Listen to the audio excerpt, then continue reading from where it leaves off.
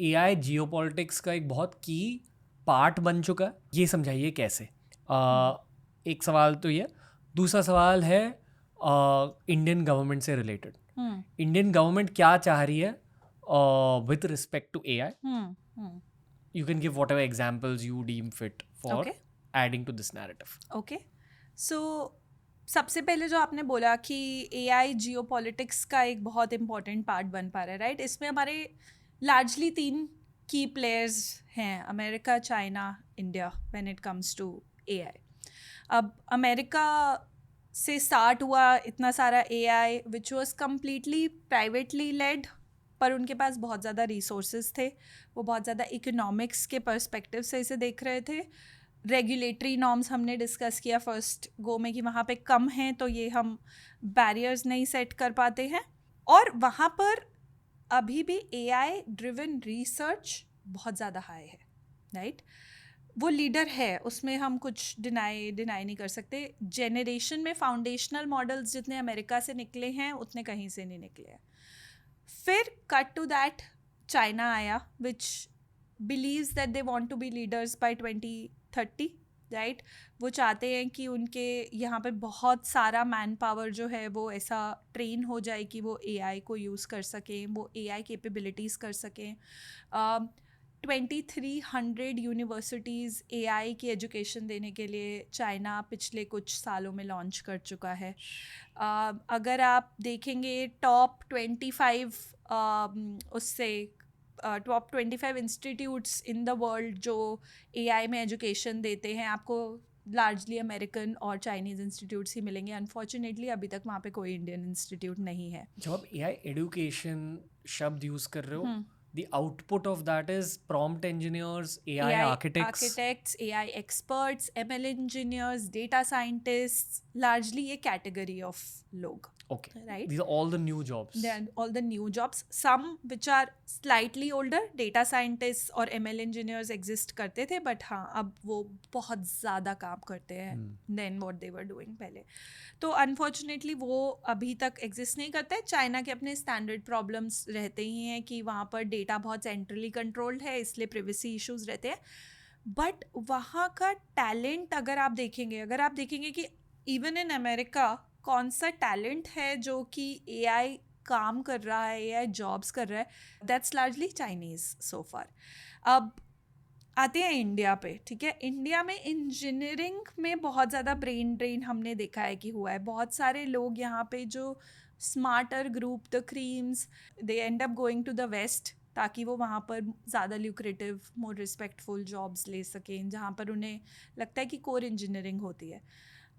India चाहता है कि हम वो कैपेबिलिटी बिल्ड करें, इंडिया चाहता है कि हम एआई एजुकेशन में एंटर करें, लेकिन इंडिया का पर्सपेक्टिव थोड़ा सा डिफरेंट है। जैसे कि आपको पता है कि इंडिया ने अपना फाउंडेशनल मॉडल नहीं निकाला है, जिसके कुछ रीजंस है कि इंडिया क्यों नहीं निकाल पाया है या क्यों नहीं निकाला है। But I think largely India का AI vision is that vision जिसमें हम अपने लोगों के लिए एआई बनाना चाहते हैं, हम अपने लोगों के वेलफेयर के लिए एआई बनाना चाहते हैं, जिसमें हम चाहते हैं कि एआई चाहे बहुत ज़्यादा कॉम्प्लेक्स नहीं है बट वो हमारी लार्जर पॉपुलेशन रिलेटेड प्रॉब्लम्स को सॉल्व कर पा रहा है। तो आई थिंक किसान GPT जैसे आप कुछ एग्जांपल दे सकते हो, और ये भी बताइए कि किसान GPT क्या है? तो किसान GPT अभी डेवलप हो रहा है, अभी तक हमारे पास फुल फ्लेजेड नहीं है, but it is a generalise tool जैसे कि चैट GPT है, जिससे कि किसान कॉन्वर्जेशन कर सकता है। अब कॉन्वर्जेशन क्या करेगा किसान?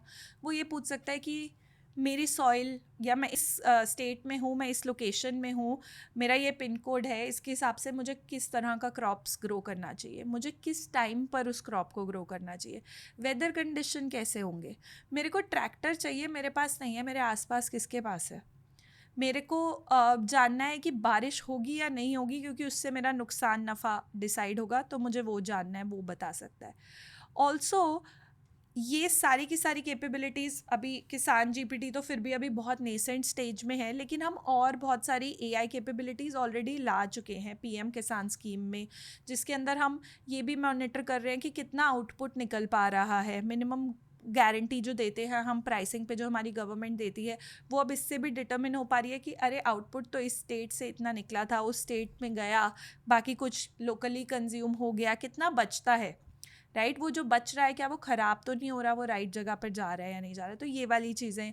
या फिर हमारे बहुत सारे फाइनेंशियल डिस्पर्जन जो होता है, हमारा पब्लिक फंड्स जो हैं हमारे, जब हम उन्हें डिस्ट्रीब्यूट करते हैं लेट्स से किसान स्कीम में या किसी भी और स्कीम्स में, वहाँ पर हम एआई को बहुत ज़्यादा यूज़ कर रहे हैं ये चेक करने के लिए कि कोई फ्रॉडुलेंट ट्रांजैक्शन तो नहीं हो रहा। कभी कभी क्या होता था कि कोई लोग जो डिसीज्ड थे या लोग डुप्लीकेट आधार बनवा कर उसके थ्रू अपना सब्सिडी ले लेते थे, उसके थ्रू अपने इंसेंटिव्स ले लेते थे, और जिनको चाहिए होता था उनको नहीं मिल पाता था।